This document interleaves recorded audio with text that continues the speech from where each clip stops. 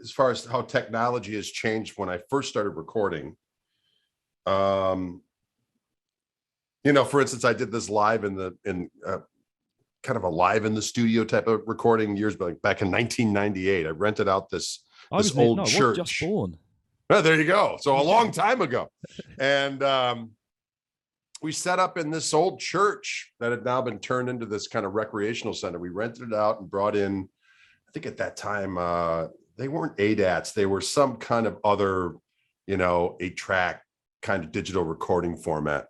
You're talking alien to me now. Well, it was interesting. Well, basically you could punch stuff in if you wanted to, but it was a live recording. So after the fact, as we were listening to all this stuff, if I was going to fix something, it wouldn't have sounded right. So it just was what it was. It was a live recording.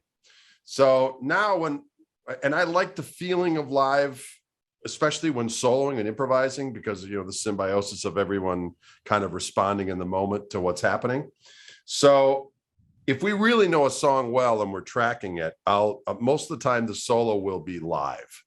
But that being said, sometimes it's fun to go back and go, man, I don't want to fix too much, but this one little thing I'd like to fix, so I like to think the tempo is fucking just sagging a little bit right there in a way that I would rather it didn't. If there's some breathing, I have no problem. But if there's like a little thing, we'll replace the snare hit. You know what I mean? We'll take a measure from here and move it there and all that other kind of stuff. So I try to, so that way I think technology is cool to use and I like it. But at the same time, I do like to keep things as human as possible in the studio and recording. I have a tendency to leave a lot more than if something's like a little off, I'll be like, oh, that's the way it happened. And that's the way it should be. And also having to come to the realization of the feeling of something is a lot more important than what I perceive as flawless, because the vast majority of people, including musicians, are not going to hear this the same way that I'm hearing it. They're going to think, well, that's fine. You know what I mean? So I have a tendency to, especially nowadays, not get too anal, if you will, about fixing stuff.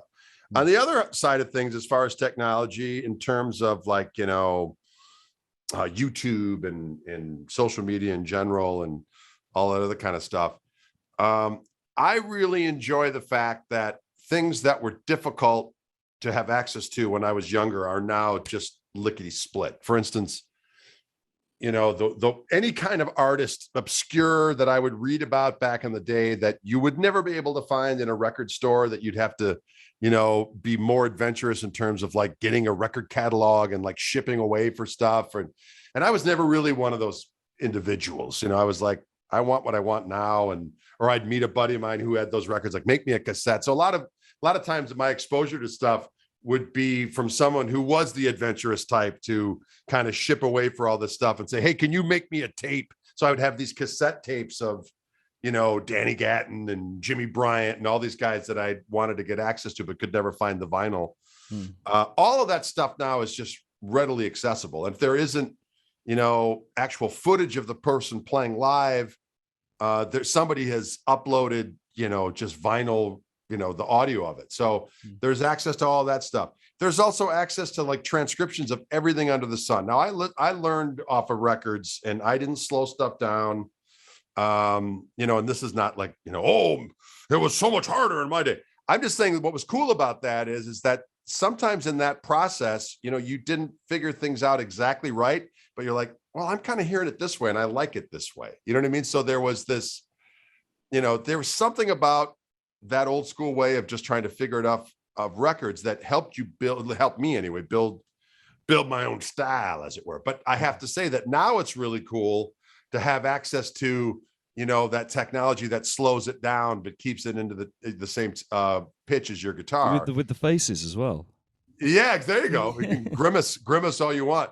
The thing will actually make your face contort accordingly. But it's fun for me to have access to all that different technology. I will say that as someone that doesn't know what it was like before, to have access to all of this stuff, it might be overwhelming in a lot of ways. Like, where do I begin? Whereas to me, it's like, man, there's no reason to suck. You got everything laid at your feet, for God's sake. Don't call me out.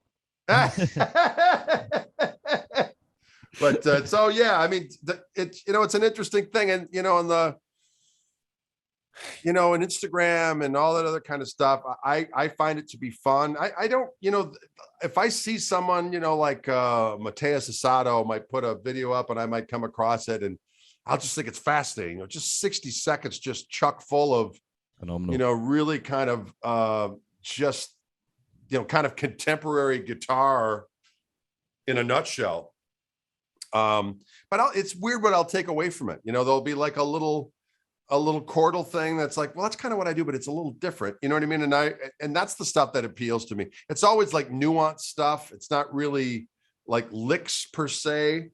I like chords. Sometimes I'll see. So it's like nuance and chordy things that I'll see that in harmonies that I'm like, hey, that's kind of cool. But in terms of linear stuff, not so much. I have a tendency not to sit down and figure out, lines anymore per se. Yeah. So anyway, that's my answering, hopefully, of those 8 questions.